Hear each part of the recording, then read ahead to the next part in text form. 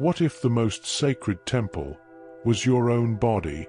That question could change everything. Stay with me, and you'll understand why. Have you ever stopped to consider that everything you experience, absolutely everything, might have a deeper purpose? That even the most ordinary moments in your life, like brushing your teeth or looking out the window, are connected to something far greater than you can imagine?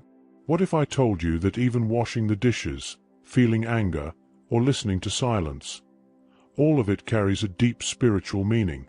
Very few people realize this. But the day you truly understand that everything is spiritual, your life will change forever.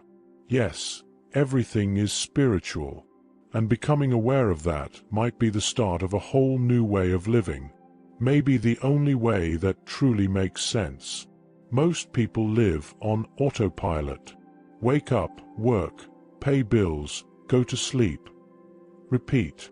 And in that fast-paced routine, everything starts to feel mechanical. But what if I told you that behind every little thing, there's an invisible field pulsing with meaning? For a long time, we were taught to separate everything. The body is one thing. The soul is another. Spiritual life happens at church, in temples, or on retreats, and real life happens here, in the chaos of everyday living. But science has already proven that everything in the universe vibrates. From the atoms in your body to distant galaxies, everything is in constant motion, connected by something we're still trying to understand. But what if that separation is an illusion? What if I told you that behind every little thing, there's an invisible field pulsing with meaning? Ancient traditions have long known what science is only now beginning to confirm. Everything is spiritual. Nothing is outside of consciousness. Buddhism, Taoism, Sufism, mystical Christianity, they all point to the same truth. The sacred isn't outside of you. It's within. It's in everything. Carl Jung once said, "What you resist, persists. What you accept, transforms you." And that's what this journey will offer you. A new way to see the world, to inhabit your body, to live your relationships, and even to be in silence. The invitation here is simple, yet powerful. Let's walk together through 5 gateways that, if you allow yourself to step through them, will open your perception. And maybe, just maybe, you'll never be the same again. So take a deep breath. Feel your feet on the ground, and get ready to see through the eyes of the soul. Let's go. What if the most sacred temple is your own body? To many people, that idea might sound strange. After all, we live in a culture that treats the body as something separate from spirituality. But it's not. The body is the first altar. It's where you feel, breathe, suffer, love. And it's also where spiritual awareness begins to manifest. As Buddha said, the body is the place where enlightenment happens. Have you ever noticed how the body speaks before the mind even understands? A sudden chill, a wave of nausea in the face of something wrong, an exhaustion that seems to come from nowhere. These signs are invitations to spiritual awakening, messages from the soul that we keep trying to ignore. In Taoism and many ancient traditions, the body isn't an obstacle. It's a sacred channel. It's the space where the divine expresses itself through matter. That's why caring for your body, with mindful eating, restorative sleep, gentle movement, is an act of spiritual connection. And here's a simple, yet powerful challenge.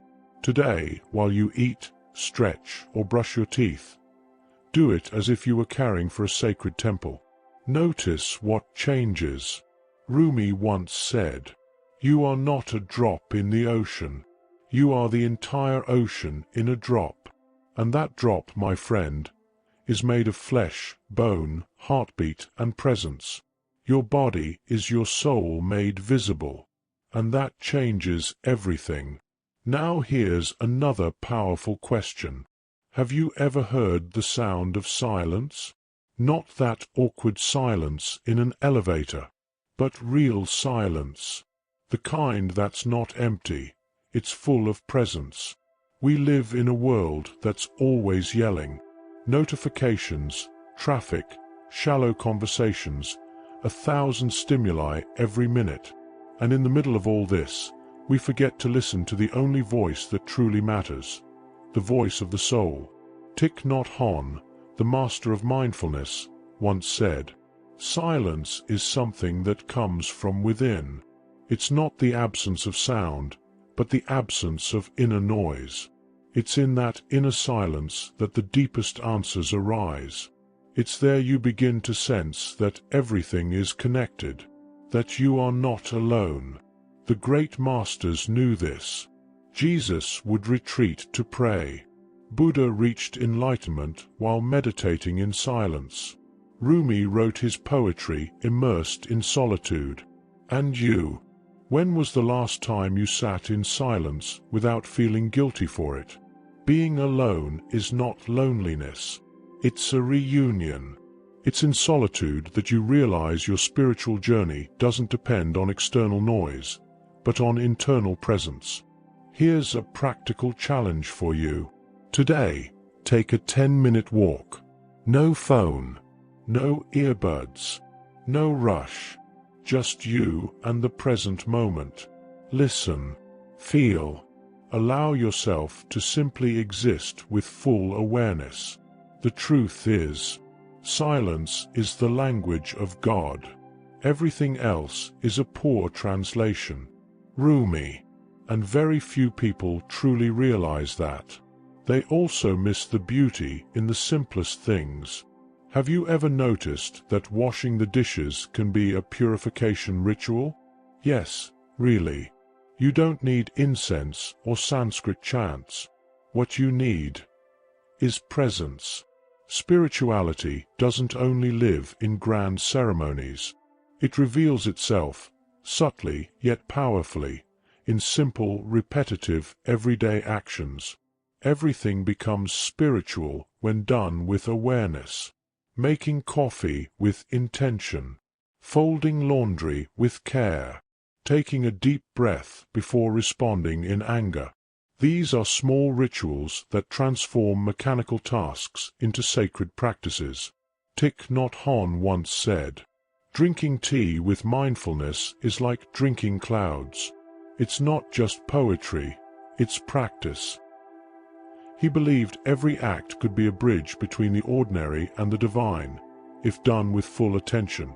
The truth is, you already perform rituals every day. The question is, with what quality of consciousness? Try this today. Pick one moment, maybe while doing the dishes, making dinner, or tidying your bed, and turn it into a spiritual act. Do it with intention, with breath, with gratitude. Notice what shifts. As Rumi said, when you do things from your soul, you feel a river moving in you, a joy. That river begins with the smallest gestures.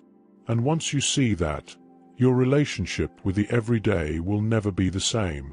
Nothing will seem simple anymore, because everything, absolutely everything, can be sacred, even words.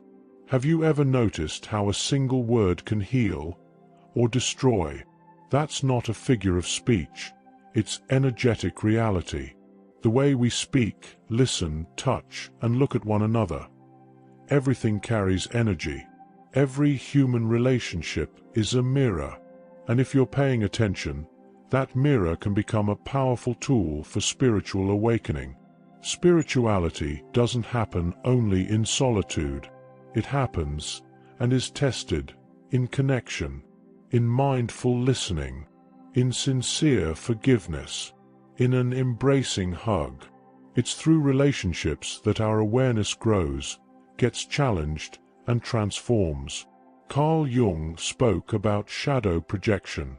Everything that irritates us about others can lead us to a better understanding of ourselves, which means that, Often, what bothers you the most in someone else is something you haven't healed within yourself. In other words, the other person is your teacher. In conscious relationships, even conflict becomes a portal. When you disagree with empathy, when you pause to truly listen, when you speak the truth with love, you're practicing spirituality in motion. Want a practical challenge for today? Choose a conversation. It could be with a coworker, a family member, or a friend, and commit to really listening, for real. No interrupting, no judging, just presence. See what happens. And remember, loving your neighbor as yourself isn't just a religious ideal. It's a daily practice of soul expansion. Very few people realize that their relationships are their greatest spiritual teachers. But once you understand that, you begin to live with purpose. And suddenly, things start to make sense. Things just happen, seemingly out of nowhere. But it feels like they were meant just for you. That song that plays at the perfect moment. An unexpected encounter. A number that keeps showing up all day. Coincidence?